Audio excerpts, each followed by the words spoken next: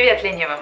Сегодня хочу вам рассказать о нереально крутой книге, которая называется Go Wild или «Стань диким». Эта книга есть, к сожалению, только на английском языке, но я где-то услышала, что она находится в процессе перевода на русский язык. Здесь автор Джон Рейти говорит о человеке 1.0. Это первая версия человека, которая была создана природой. И причины всех основных заболеваний сейчас, те заболевания, которые значительно ухудшают качество жизни, или те, которые приводят к смерти, все эти причины, они являются плодами цивилизации. Историки доказали, что первобытный человек был очень-очень здоровым, мог проходить нереальные расстояния, он был очень выносливым. Надо поэтому вернуться нам к той жизни, в которой жил первобытный человек. Первая самая важная вещь – это первобытное питание. Два автора книги, они говорят о том, что все наши проблемы первобытного человека со здоровьем начались с тех пор, когда было введено сельское хозяйство. Раньше как было? Человек должен был очень много охотиться, очень много искать чего-то. И потом так получилось, что люди одомашнили сельскохозяйственные культуры.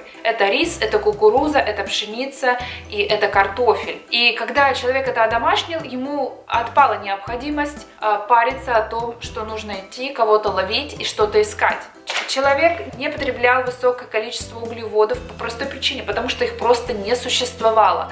Для того, чтобы получить человеку сахар, ему нужно было сходить в лес, ему нужно было найти ягоды, собрать их, принести домой, да? А здесь что мы? Мы идем 2 метра в киоск и покупаем сникерс, который в 15 раз превышает то количество сахара, которое есть в ягодах, если не больше. Те культуры, которые начал выращивать человек, содержат сложный углевод, который становится простым углеводом, и называется он крахмал.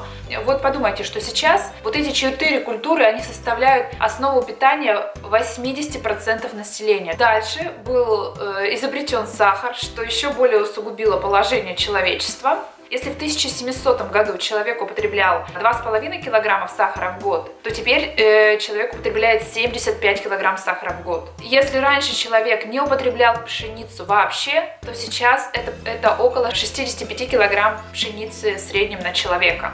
Дальше, следующая интересная мысль здесь, в этой книге, так называемая жирофобия. Я знаю, что очень много людей, они боятся и избегают жирных продуктов и думают, что жирные продукты являются причинами лишнего веса, являются причинами сердечно-сосудистых заболеваний.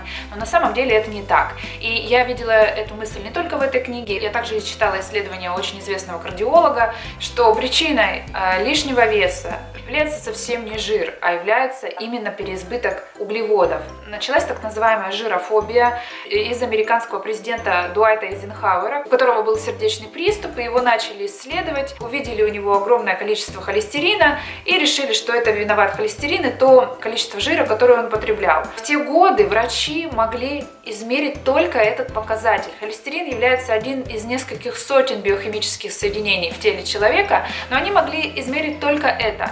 И это сравнивает автор с такой историей, когда 2 человека встречаются ночью у фонаря, и один человек что-то ищет, а второй его спрашивает: что ты ищешь? Он говорит: я ищу свои ключи. А ты их потерял здесь? Нет, я их потерял не знаю где, по-моему, где-то там, но здесь единственное место, где есть свет. То есть холестерин это и был единственным светом, который врачи могли измерить тогда.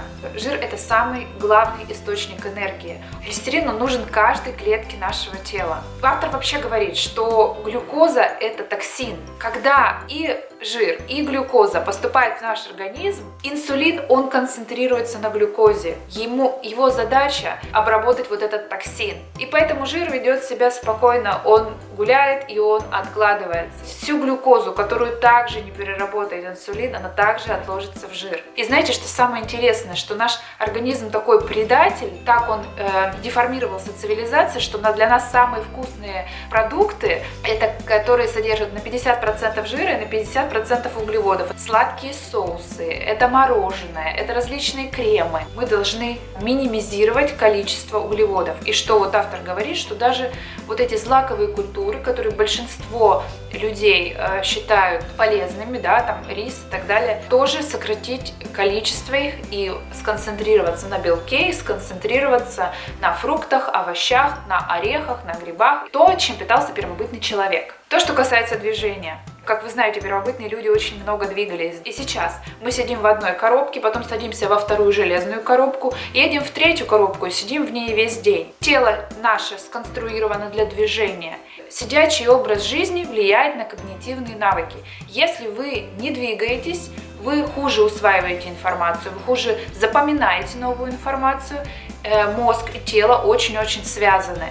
И он говорит о том, что даже люди стареют, они думают, что они теряют память, например, в 71 год. На самом деле они начинают терять память намного раньше. Каждый раз, когда у вас возникает какое-то депрессивное состояние, нужно двигаться. И если вы не выходите этим движением из депрессивного состояния, двигайтесь больше. Нужно выбирать, конечно, тот спорт, который к вам в душе, и желательно, чтобы он вовлекал все тело. И он говорит, что самый приближенный спорт сейчас к первобытным движениям – это кроссфит. В кроссфите как раз вовлекается все тело. Также авторы говорят про бег, потому что первобытный человек бегал много, и они говорят про бег босиком. Вот если вы видели, сейчас в магазинах продаются такие тапочки с пальчиками, прям они имитируют стопу. Сейчас самый крутой бег – это бег именно босиком на природе. И то, что человек бежит, у него идет полный контакт с землей. И есть даже доктор, который запатентовал лечение вот как раз бегом босиком. Я вернусь еще не раз к этой книге, потому что здесь и говорится и о медитативном состоянии первобытных людей, и о том, как они общались. Эта книга из серии, где хочется пересказать каждую строчку, потому что в ней совершенно нет воды. Если видео оказалось вам интересным, ставьте лайк, подписывайтесь на мой канал, и увидимся с вами в следующих видео. Пока!